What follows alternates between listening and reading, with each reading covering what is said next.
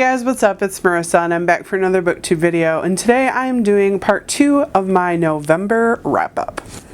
So the first one in this second part of my wrap-up is Empire of Storms by Sarah J. Maas. Obviously I'm not going to talk about this because it is the 5th book. Yes, this is the 5th book in the Throne of Glass series, so major spoilers if I talk about this book.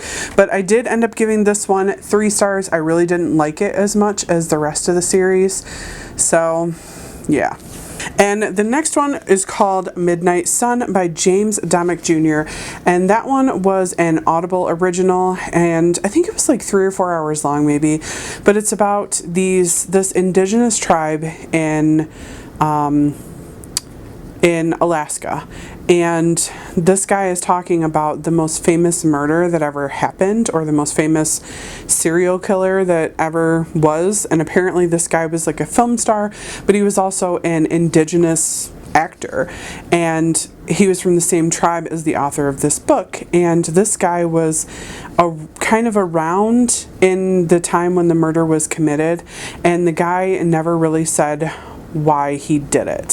So it was pretty interesting because it was weaving the story of the indigenous tribe of Alaska, or the indigenous tribes of Alaska, into the story of the serial killer, and then like kind of weaving some mythology in there from the tribes as well.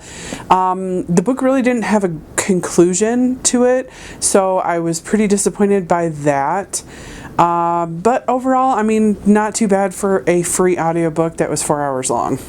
The next one was another Audible original, and that is You Can Thank Me Later by Kelly Harms.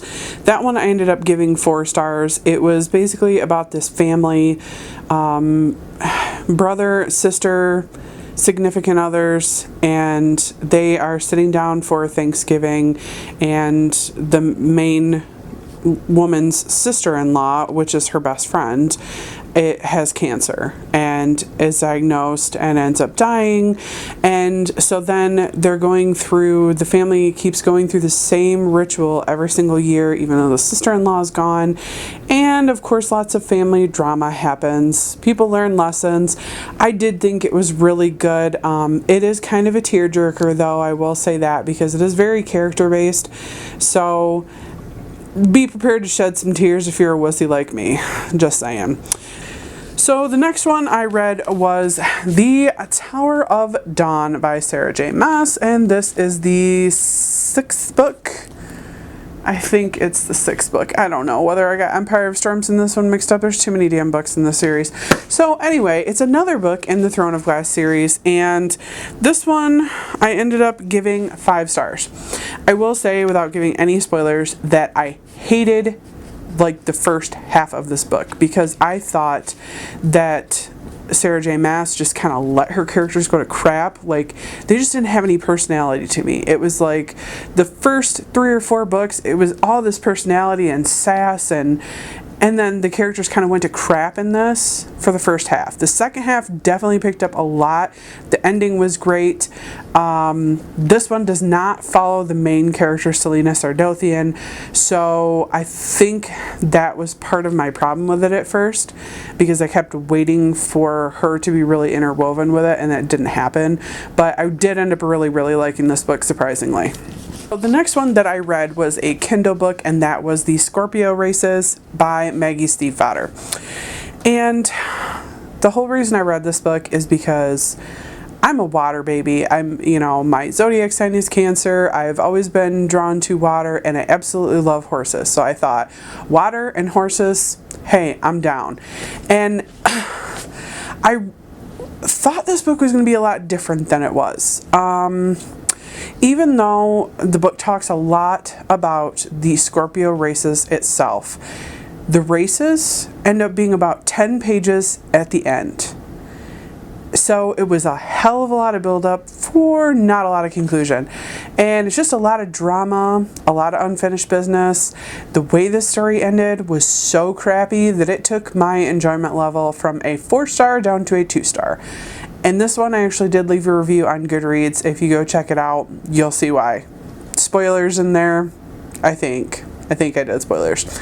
Anyway, there might be spoilers in there, but this book pissed me off because there was a hell of a lot of build up, like I said, for a little bit of action, and then zero follow through, zero conclusion, zero wrap up to anything. Drove me freaking nuts. Like, if I'd have known the book was going to end like that, I never would have started reading it or paid for it in the first place. So I was very disappointed with that. And this is the first Maggie Stiefvater book I've read, and now I'm really hesitant to pick up any of her other series because I really have heard good things about the Raven Cycle series, and I wanted to pick that up, but after reading Scorpio Races, I'm not sure if I want to or not. So you guys will have to let me know down in the comments if you read the Raven Cycle series, if you think it's actually worth a read, what you thought compared to the Scorpio Races, if you've even read that. So yeah, definitely I do not recommend that at all. And then the final book that I read is, of course, Kingdom of Ash. I forgot the book's name and it's right in my hand. Kingdom of Ash by Sarah J. Maas. This is the 7th book in the series. And wow. I will say this did give a lot of good wrap up. So I will say a series as a whole, for the most part, I enjoyed reading Throne of Glass. For the most part. I do think that in the second half of the series, the characters suffered. It started off as a very character-driven series, very strong, very, you could tell who was who when they were speaking because each character had very distinct voices. The second half of the series, it got so convoluted. She kept dropping names and saying so-and-so and so-and-so and so-and-so, and I'm like, who's that again? And these are like integral characters to the story, and I'm like, who? What? I don't know who that is. And then I had to think about it for a minute. So I think she added too many characters in here and she lost the distinct character voices. So while I think it's worth a read through once, I'm definitely never going to read them again. Yeah, I just, overall, not great. So now for my total stats for the entire month. I read a total of 14 books, which is not really quite as much as I've been doing, but a lot of the books that I read were pretty chunky. So I read 5 physical books. I believe those were all in the Throne of Glass series. I read 2 Kindle books.